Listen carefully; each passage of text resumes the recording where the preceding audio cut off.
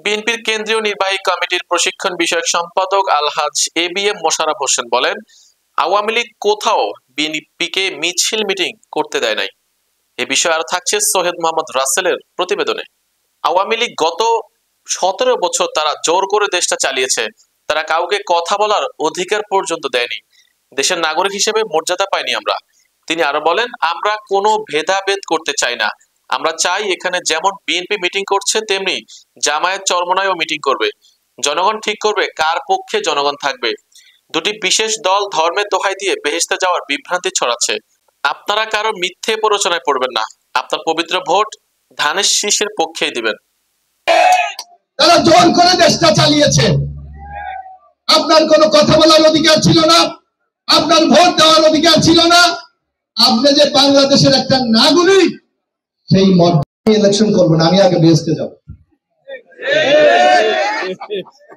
বাঁচবো কয়দিন? বাঁচবো কয়দিন?